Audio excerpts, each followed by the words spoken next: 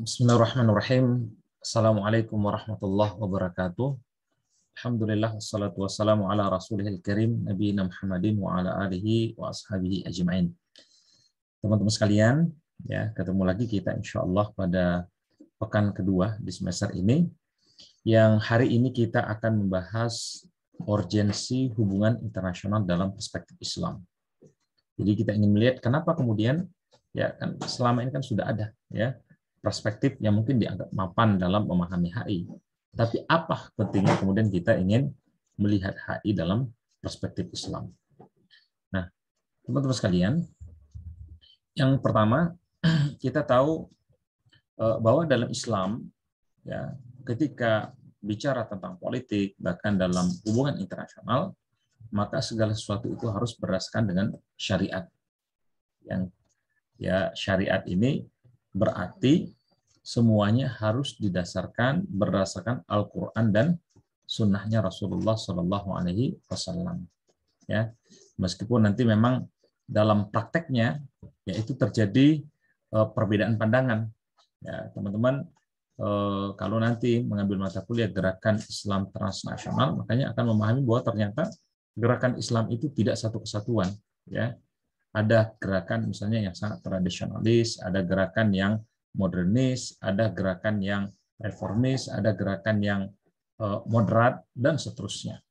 Nah, dalam HI paling tidak misalnya ada kelompok tradisionalis, ya, yang mereka ketika bicara tentang hubungan internasional, maka masih dipengaruhi oleh tendensi yang bersifat realistik, ya, bahwa negara Islam itu menjadi suatu kewajiban, ya, karena kata mereka selama ini apa yang terjadi pada negara Islam bahwa kita lebih banyak didominasi oleh kelompok-kelompok non-Islam, ya.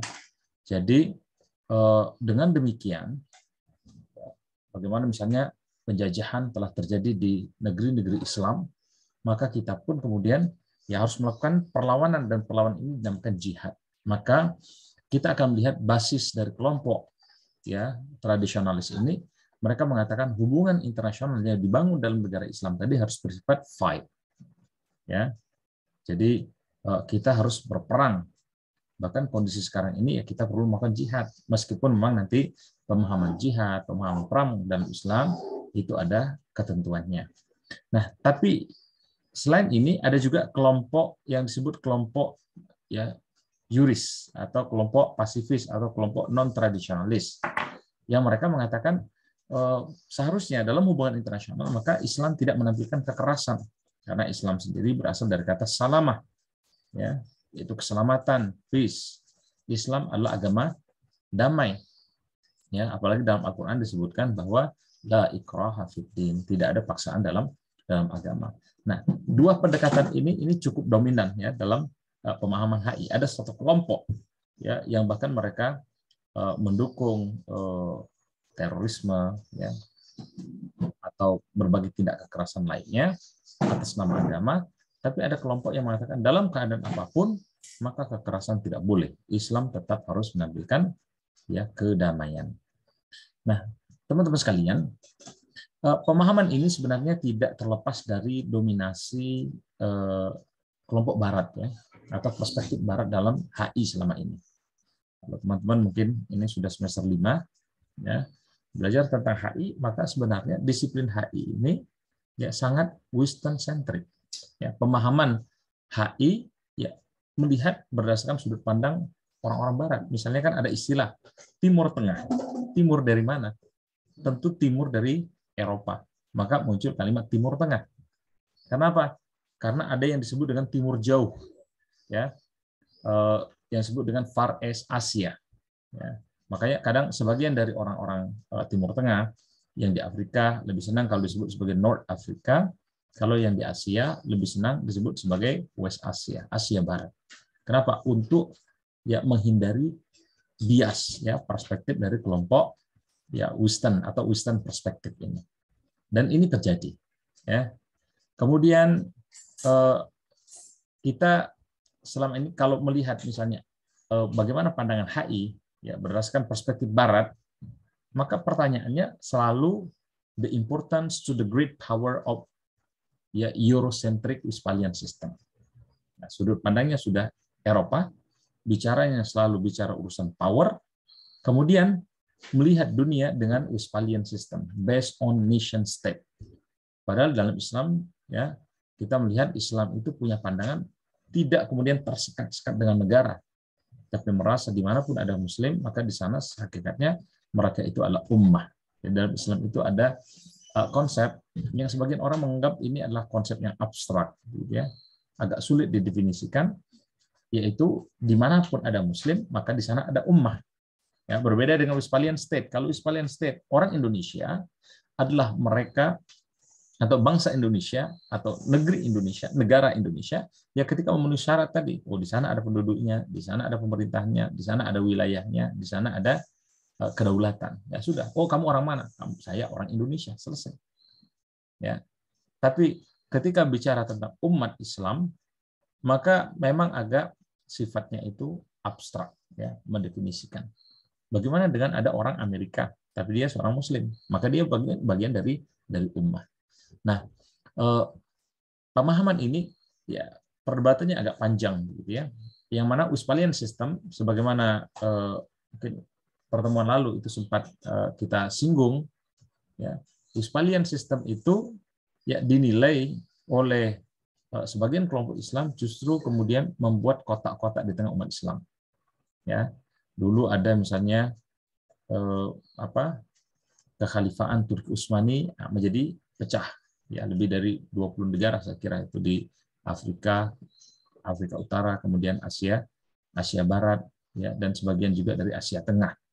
Padahal awalnya adalah satu kekhalifaan.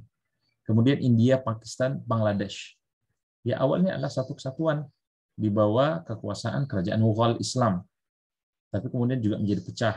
Ini dipandang ada pengaruh dari konsep nation state yang dibawa oleh penjajahan Inggris.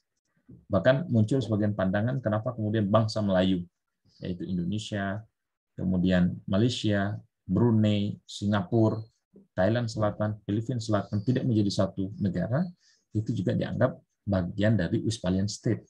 Ya, maka muncul ya pandangan seperti ini. Ya HI ya selalu perspektifnya adalah perspektif Barat, bicaranya adalah power. Ya, how to struggle for power, sehingga warna dalam hubungan internasional akhirnya itu lebih banyak ke warna konflik. Ya, dan ini ya mau tak mau sesuai dengan kritik yang ketiga, karena HI selama ini ya secara sederhana ya mau tak mau dia karena didominasi oleh Barat merupakan abstraksi dari sejarah Barat. Jadi setiap orang bahkan dalam level negara, ya karena negara pun ada namanya teori organism teori, ya itu seperti makhluk hidup. Eksistensi dia sekarang itu hakikatnya adalah produk dari pengalaman masa lalu dia. Dan bagaimana Barat ya mengkreat ya konstruksi dunia, ya world order system sekarang, ya mau tak mau berdasarkan perspektif yang ada pada Barat. Ya di antaranya misalnya mereka mendefinisikan diri mereka itu sebagai the developed country, ya developed countries. Mereka adalah negara-negara yang sudah maju. Sementara tempat lain itu ada yang disebut dengan developing country atau developing countries, negara-negara yang masih berkembang. Bahkan ada negara yang mereka definisikan sebagai underdeveloped country, ya negara yang masih ya di bawah negara berkembang. Sehingga dengan demikian kita melihat ya secara parokial, kemudian hubungan internasional selama ini lebih banyak ya dia membela, mempromosikan eksistensi dari Barat ya sebagai subjek ya yang proaktif. Jadi sudut pandangnya selalu Barat, dan Barat. Bahkan secara normatif ya kondisi negara, tata dunia yang ideal ya itu adalah berdasarkan pengalaman yang ada pada Barat. Makanya misalnya nanti muncul dalam teori development teori, ya teori pembangunan itu, bahwa kalau kita ingin menjadi negara yang maju, ya berarti kita juga harus mengikuti step-step yang sudah diikuti oleh bangsa Barat. Nah ini juga menjadi kritik. Kalau begitu, misalnya kalau kita taruhlah mau naik ke sebuah bangunan, tapi kita harus melewati tangga dan jalan yang sama dengan selama ini dilalui oleh Barat. Pertanyaannya, apakah kemudian kita bisa melampaui Barat? Maka bisa jadi selamanya berarti negara-negara non-Western, mereka termasuk ya umat Islam atau negara-negara dengan majority penduduk Muslim tadi, mereka akan selalu menjadi patron, ya, menjadi patron klien, ya. Mereka akan selalu dihegemoni, mereka akan selalu dominasi oleh kekuatan Barat yang memang ya sudah lebih dahulu di era modern ini mereka untuk mendapatkan kemajuan mereka. Makanya dominasi Barat dalam perspektif HI ini telah dinilai menyebabkan terjadinya dominasi ekonomi politik yang bersifat kapitalis, sehingga menyebabkan ada disparitas, ada gap yang cukup besar dalam kehidupan, terutama ekonomi ya di dunia internasional. Ya, the rich become richer and the poor become poorer. Ya, negara-negara kaya itu menjadi semakin kaya dan negara miskin semakin miskin. Bahkan dalam internal sebuah negara pun yang kaya semakin kaya, yang miskin semakin miskin, dan ini akhirnya ya mengganggu stabilitas keamanan pada negara-negara tadi.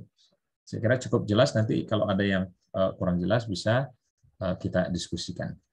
Nah, teman-teman sekalian, jadi selama ini kalau kita lihat memang seakan-akan ya perspektif non-Western itu belum cukup berkembang, ya, karena masih muncul pandangan bahwa perspektif Barat dalam hubungan internasional itu adalah jalur yang paling tepat untuk memahami dunia internasional, ya, sehingga apa, suara-suara lain selain pandangan Barat dinilai itu tidak penting, ya.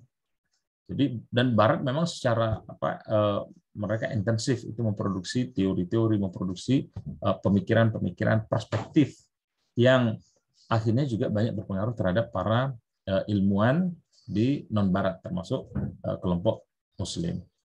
Kemudian juga kita melihat ya ada hegemoni ya dari perspektif Barat dalam memahami hubungan internasional atau teori hubungan internasional yang akhirnya ini juga seakan-akan meniadakan, bahwa tidak ada teori yang lain kecuali teori Barat.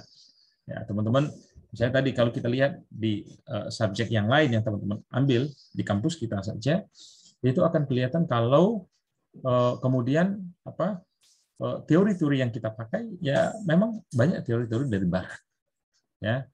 Dan non-Barat, misalnya Asia, ya, dinilai ya masih kekurangan secara resource, ya, kondisi lokal kita itu juga belum memungkinkan, yang akhirnya ya ini tidak membuat kita mampu untuk bersaing memproduksi teori-teori HI tadi, ya, sebagaimana yang dilakukan oleh tradisi kelompok intelektual yang berkembang di Barat, ya. Apalagi kalau dilihat dari kemampuan menulis, maka ada time lag antara Barat, Asia misalnya dalam kita membangun tulisan-tulisan yang bersifat teoritis, ya. Di negeri kita saja misalnya kita merasa kita agak kurang itu dalam pemahaman teori, ya, mengkursus teori, bahkan kita lebih banyak habis waktu kita untuk mendiskusikan fakta-fakta yang di lapangan, ya, persoalan-persoalan yang sifatnya kasuistis. Tapi teori itu tidak bisa semata-mata dengan kasuistis. Bagaimana kita kejadian-kejadian yang ada kita konstruksi bahkan dalam bentuk suatu abstrak, ya. Sehingga kemudian dengan abstraksi ini kita tidak hanya memahami satu kasus, tapi ini bisa dibawa untuk memahami berbagai kasus yang lainnya. Nah, ini yang menyebabkan memang selama ini ya mau tak mau kita harus mengakui bahwa perspektif Barat dalam memahami hubungan internasional itu lebih dominan, ya. Sementara dalam pandangan perspektif non Barat termasuk Asia atau bahkan Islam, ya itu akhirnya kurang berkembang, ya. Meskipun demikian, ya tentu akhirnya muncul ya beberapa kritik terhadap Western perspektif ya dalam hubungan internasional. Misalnya di tengah umat Islam, ya, muncul ketakutan, wah kalau begini berarti ya Barat akan selalu menguasai kita. Ya, Barat bisa menguasai kita secara politik, menguasai kita secara ekonomi, menguasai kita secara militer. Bahkan mereka akan menguasai kita secara budaya, secara moral, secara sosial, dan itu terjadi sekarang. Orang lebih bangga misalnya, ya kalau dalam politik jelas bagaimana Barat berusaha kalau bisa itu mengendalikan kebijakan-kebijakan di negara-negara berkembang. Ekonomi mereka kontrol, mungkin misalnya melalui aktor multinational corporation. Secara militer, ya kita sudah tahu, ya Barat itu banyak unggul, yang akhirnya mereka kadang-kadang show of force. Mereka membangun pangkalan-pangkalan militer di berbagai tempat, termasuk ya di wilayah-wilayah yang dekat misalnya dengan negara kita.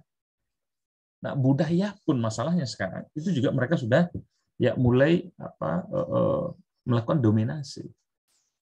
Ya, tidak sedikit di antara ya masyarakat non-Barat, termasuk ya masyarakat Muslim yang mereka lebih bangga dengan budaya Barat.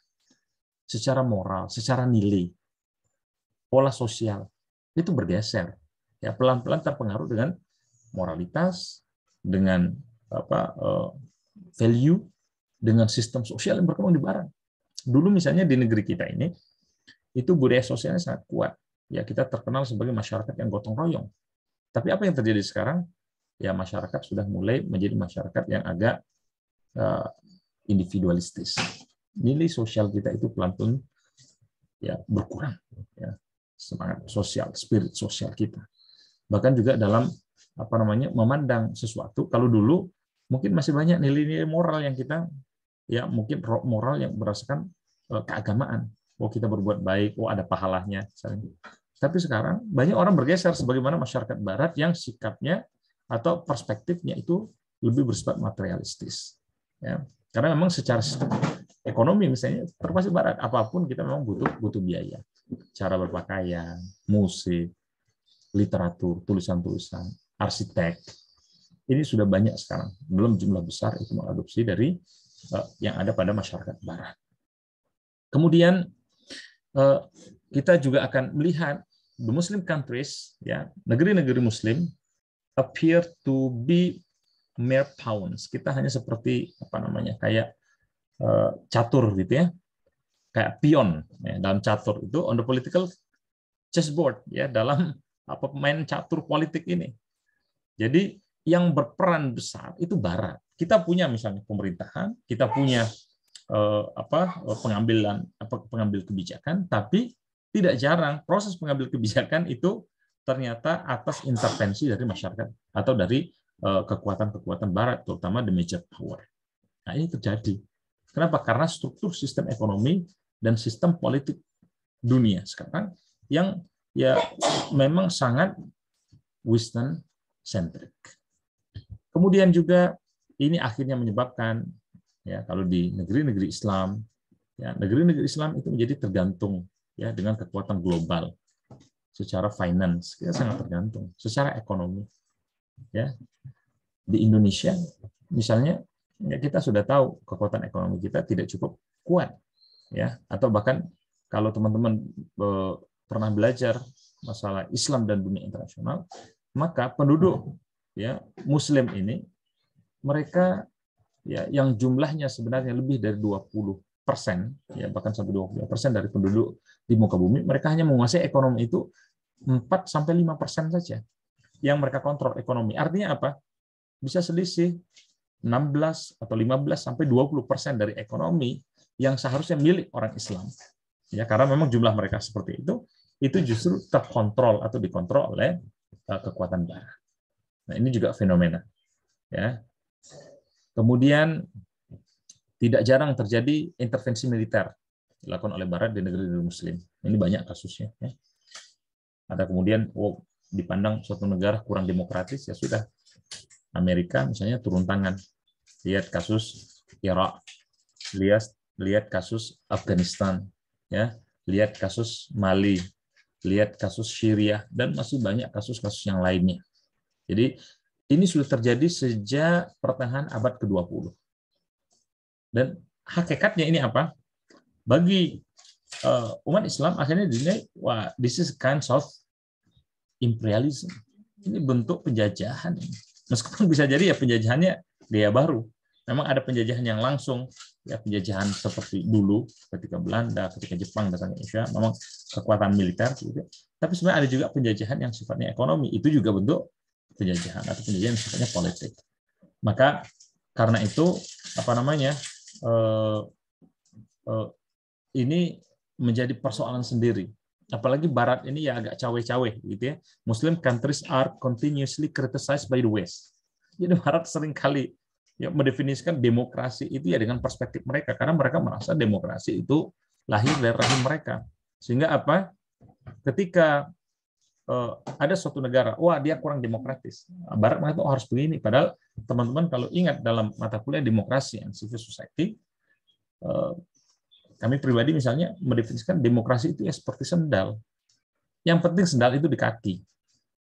Ya, nanti persoalan modelnya, warnanya, bentuknya apa, ya disesuaikan dengan ukurannya, gitu ya. Disesuaikan dengan masing-masing orang. Tidak bisa kemudian dipaksakan. Nah, persoalannya Barat tidak jarang kemudian mendefinisikan bahwa demokrasi itu harus demokrasi sebagaimana yang mereka terapkan. Ya, akhirnya ya banyak terjadi intervensi dari Barat. Mereka mengkritik ya proses berjalan demokrasi di negeri-negeri Muslim. Ya, karena dianggap oh orang Islam itu kurang demokratis. Orang Islam itu tidak menghargai HAM. Karena memang ada beberapa nanti syariat dalam Islam yang kalau dalam perspektif Islam tentu maknanya adalah preventif. Ya, misalnya ada potong tangan. Bagi Barat wah ini tidak manusiawi. Tapi bagi orang Islam enggak, justru dengan potong tangan ini akan mencegah orang lain juga untuk mencuri. Ada hukum rajam. Bagi Barat, ya this is a kind of freedoms. Orang mau berzina seperti apapun asal suka sama suka tidak ada masalah. Tapi dalam Islam, oh itu tidak bisa. Ini merusak keturunan. Sehingga akhirnya terjadi perdebatan yang berkepanjangan, ya. Dan Barat selalu karena dia memang dominan, dia punya kekuatan yang lebih dibandingkan dengan masyarakat Islam. Ya, maka mereka kemudian ya merasa lebih kuat dan berhak untuk melakukan intervensi, memaksakan apa yang menjadi pemahaman mereka selama ini. Saya kira nanti mungkin kita bisa diskusi lebih panjang ya untuk urusan ini. Oke, selanjutnya teman-teman sekalian, ini sebenarnya kita menilai ya kenapa terjadi perbedaan yang cukup kentara, karena memang kan tradisi Barat mereka kan dalam masyarakat yang sekuler. Ya, sejak Renaissance, mereka menganggap agama itu memang kan tidak penting lagi. Bahkan mereka mengatakan agama itu adalah sesuatu yang menghambat rasionalitas manusia. Karena agama itu bersifat dogmatis. Ya, agama menyebabkan perkembangan sains dan teknologi, ilmu pengetahuan itu menjadi kurang berkembang. Maka mereka merasa kami maju karena kami meninggalkan agama. Ya, kalau sains dan teknologi maju karena Barat meninggalkan agama, ya, sebagaimana kita tahu ya dalam sejarah Renaissance Eropa, ya misalnya memang ada banyak hal-hal yang terjadi. Ya, Galileo Galilei dia dibunuh karena punya pandangan yang berbeda dengan gereja. Padahal yang benar adalah Galileo Galilei. Dianggap oh gereja tidak ilmiah.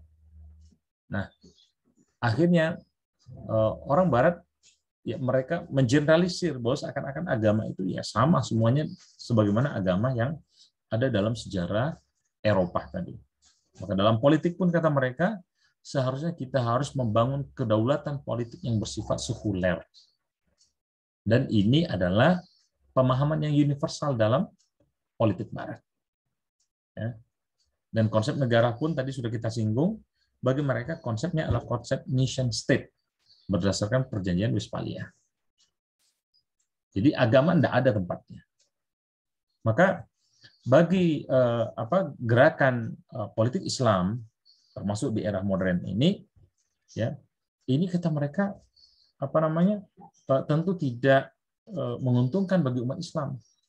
Ya, jadi kelompok-kelompok revivalis tadi mereka melihat nation state system, ya sistem negara bangsa seperti sekarang yang mengkotak-kotakkan umat Islam. Ini adalah kreasi dari kelompok Barat terhadap dunia Islam. Ya, mereka memasukkan ke dunia Islam atas nama modernitas. Sehingga apa? Sini akhirnya umat Islam pun mereka ya terdominasi oleh kekuatan asing. Mereka tidak punya kemudian yang disebut dengan kedaulatan yang sesungguhnya. Ya, maka kata kelompok tradisionalis ya dalam hubungan internasional pada Islam, ya kita atau politik Islam, kita perlu melakukan jihad ini.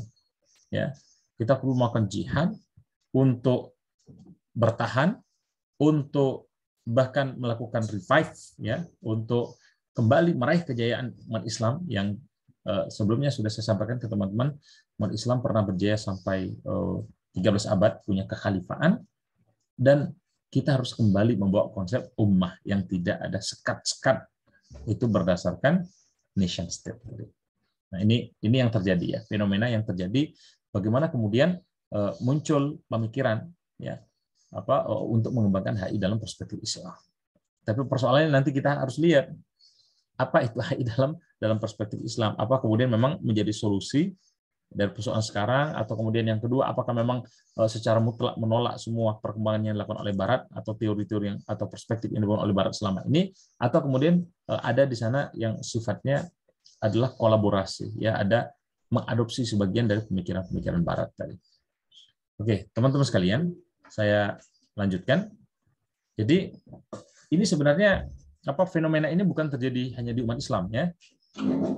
Jadi di India, di Cina itu sudah muncul, ya, semangat untuk munculkan non-Western perspektif, karena hakikatnya sebenarnya, ya, yang terjadi sekarang ini ketika Islam melakukan hegemoni itu bukan hanya di dunia Islam. Memang majority dunia Islam itu adalah negara-negara yang kaya, ya, punya banyak kekayaan alam, gitu, ya, dan punya penduduk yang banyak, bisa menjadi market sendiri. Bahkan kalaupun misalnya dalam bentuk tenaga kerjanya murah, nah, itu ya memang banyak kemudian terdampak dunia Islam.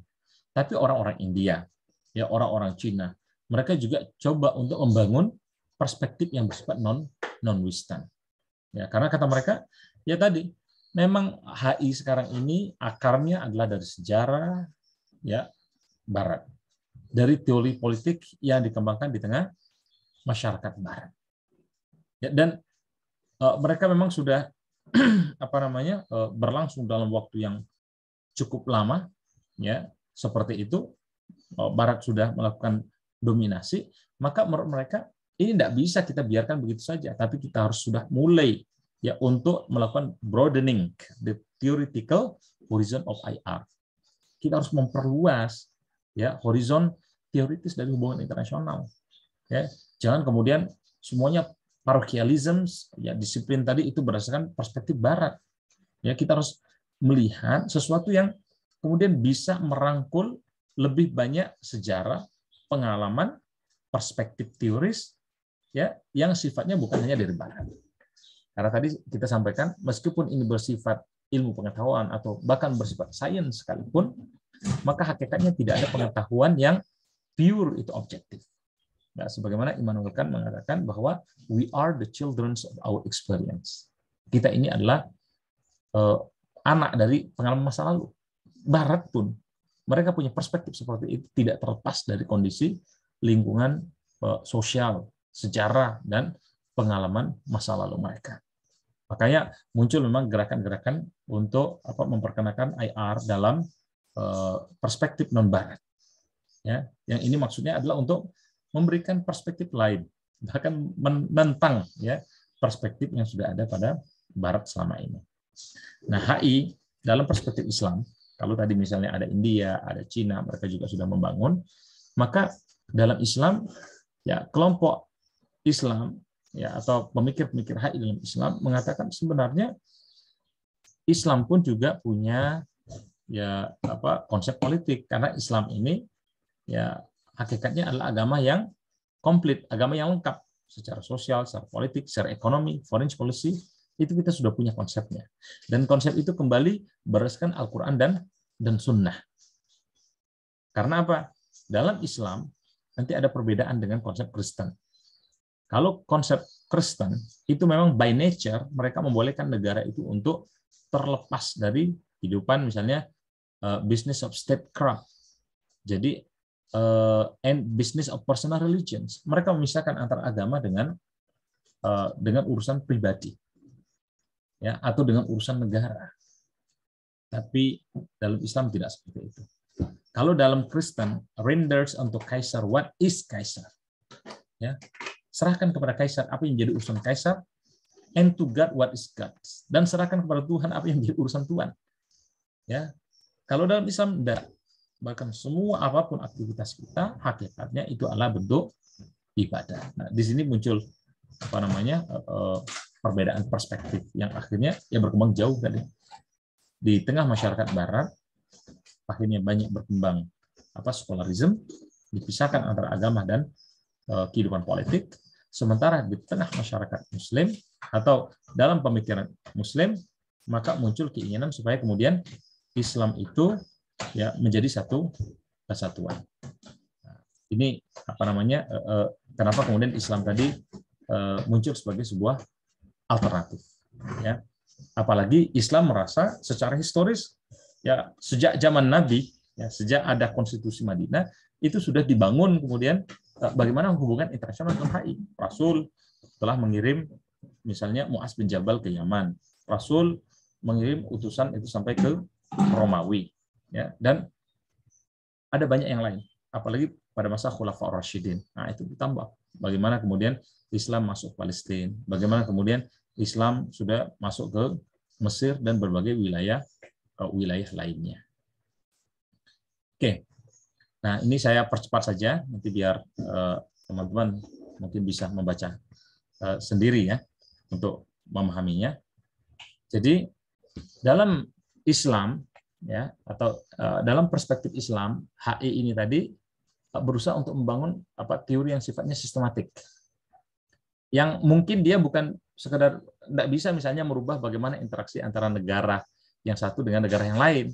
Bagaimana misalnya sistem mempengaruhi negara, karena realitanya kita ini ya sudah seperti sekarang ini.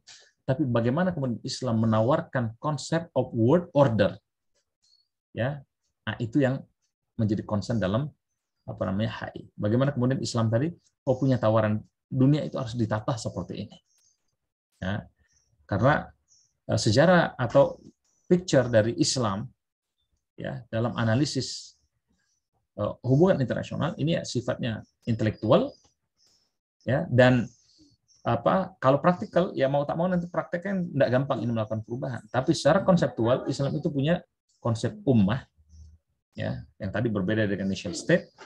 Kemudian ada konsep asabiyah, perasaan kita ini satu kelompok, dan bagaimana kemudian Islam ingin menawarkan ada konsep new world order, tentu dengan perspektif yang unik, yaitu perspektif Islam. Ya. Nah, persoalannya tadi kita sudah sampaikan bahwa ya, Islam ini menawarkan solusi saja, tidak bisa sepenuhnya merubah. Maka kemungkinan besar dalam HI perspektif Islam artinya kita tidak kemudian menolak semuanya yang berasal dari Barat. Nah, teman-teman sekalian, jadi the present conditions of the world, ya, keadaan dunia sekarang ini adalah negara yang eksis dalam struktur anarkikal, ya, struktur dunia internasional ini bervariasi, ya, bahkan bukan hanya aktor-aktor dalam hubungan internasional itu yang negara, bahkan ada aktor-aktor yang sifatnya non negara, ya, dan Muslim states, ya negara-negara Muslim mereka berperilaku, ya kita sudah tahu sekarang sama saja dengan negara Muslim dalam sistem hubungan internasional. Bahwa negara Muslim juga punya kepentingan, mereka juga coba membangun power, begitu ya. Dan inilah yang disebut dengan real politik. Nah, tapi kemudian apa yang diinginkan oleh Islam? Nah, 3 ini. Atau konsep dasar ya yang menjadi konsep kunci dalam Islam. Pertama, ya, dalam Islam itu berkaitan dengan konsep state and sovereignty, negara dan kedaulatan. Dalam Islam, ya, negara itu tidak serta-merta ini urusan kedaulatan. Yo, kalau kedaulatan berarti satu yang tadi dibatasi oleh teritorial tertentu. Tapi Islam mengatakan sesungguhnya negara itu harus berbasis dengan ummah. Ya. Dan ada perasaan group feeling, asabiyah. Nah, ini yang agak sebagian orang menilai, wah kalau begitu berarti agak utopiah juga, atau mungkin sangat abstrak untuk konteks negeri modern sekarang ini. Kemudian yang kedua, konsekuensinya berarti ya dalam konsep Islam akhirnya ada pemisahan. Jadi bukan berdasarkan etnis masyarakat tertentu atau apa, tapi dalam Islam itu siapa yang Muslim maka berarti dia gabung dalam Darul Islam. Siapa yang negaranya bukan negara Muslim maka menjadi Darul Harb, negara perang. Ya. Dan semua ini ya harus didasarkan pada Al-Quran dan hadis. Ya, konsekuensinya ya berarti nanti ada pemisahan. Kalau ada Muslim, ada non-Muslim. Dan non-Muslim pun itu dibagi. Ada yang non-Muslim yang berperang dan berhak untuk diperangi. Ada non-Muslim yang terikat dengan perjanjian. Ya, maka mereka nanti tidak boleh diperangi.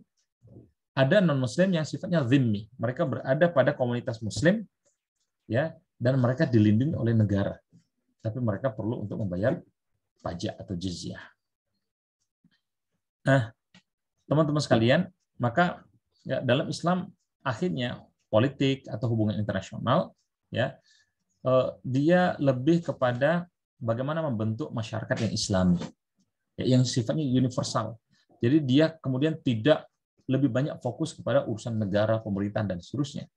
Tapi intinya, formatnya seperti apa, yang penting masyarakat Islami itu bisa terbentuk, maka itu cukup dalam Islam.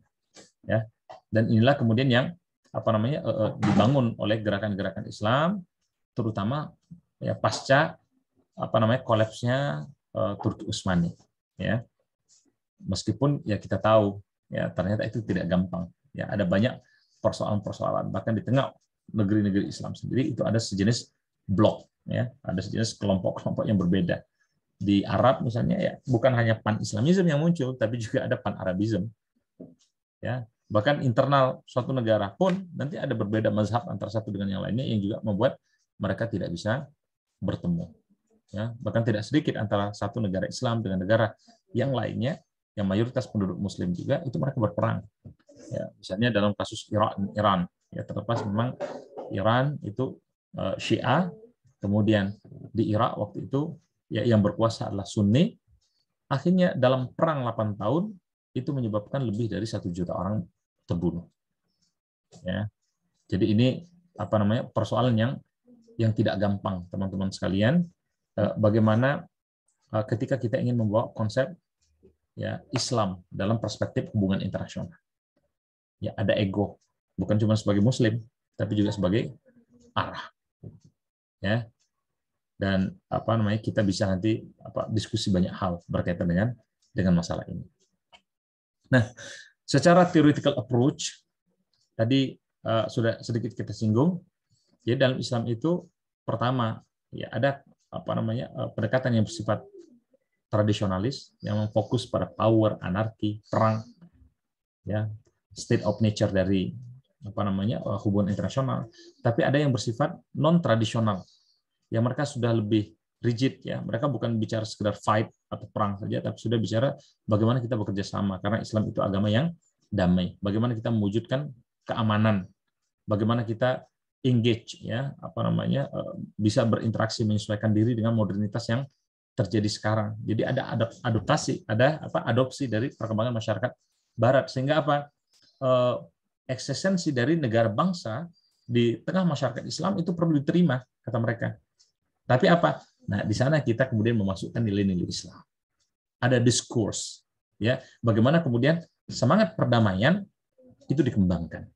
Nah, ini ada kelompok tradisionalis, ada kelompok reformis, ya, tapi ada juga kelompok yang revolusioner.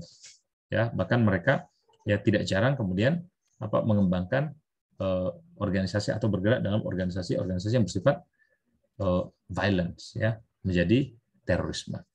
Nah, Islam juga, teman-teman sekalian, bahkan sebenarnya yang menjadi perhatian besar tadi kita singgung karena memang potensi ekonomi umat Islam secara natural resource juga sangat kaya, pasarnya, penduduknya 20-25% dari penduduk dunia, ya, lebih dari 1,7 miliar. Ini kemudian menjadi semangat, ya, apalagi ekonomi sekarang menjadi salah satu power sebenarnya, semangat untuk bagaimana menawarkan konsep Islamic finance, ya, di tengah masyarakat modern ini.